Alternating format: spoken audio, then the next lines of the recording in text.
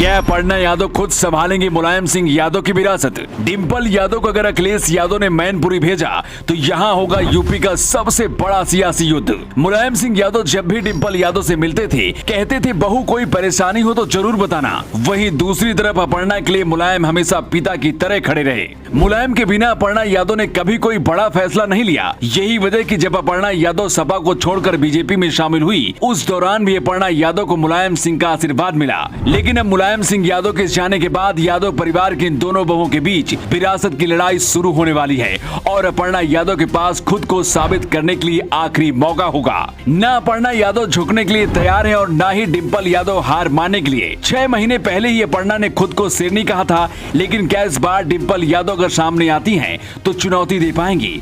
मैनपुरी मुलायम सिंह यादव का गढ़ कहा जाता है। कहते हैं चुनाव जीतने के लिए यहाँ मुलायम सिंह का नाम ही काफी होता है।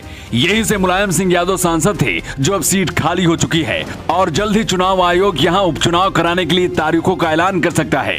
मतलब कि मैनपुरी की जनता को मुलायम सिंह की जगह इस बार किसी और को चुनना होगा। मुलायम सिंह के बाद अब पहली बार मैनपुरी में उनके इस साम्राज्य को कौन संभालेगा, ये सबसे बड़ा सवाल है। और अगर मैनपुरी से अपर्णा और डिंपल यादव आमने सामने आकर चुनाव लड़ती हैं तो क्या होगा?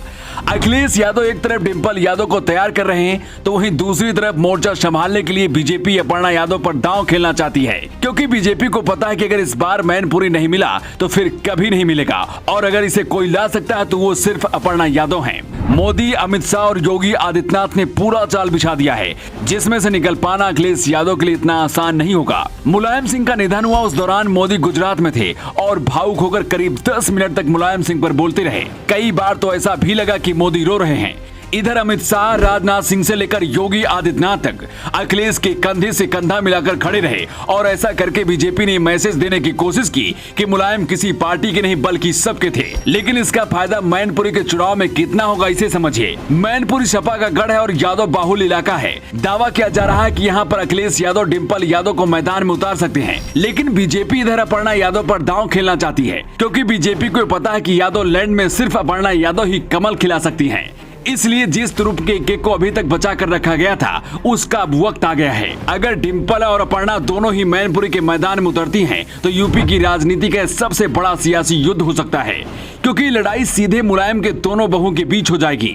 यहाँ पर एक फैक्टर हमें और लेकर चलना होगा, वो है शिवपाल यादव का।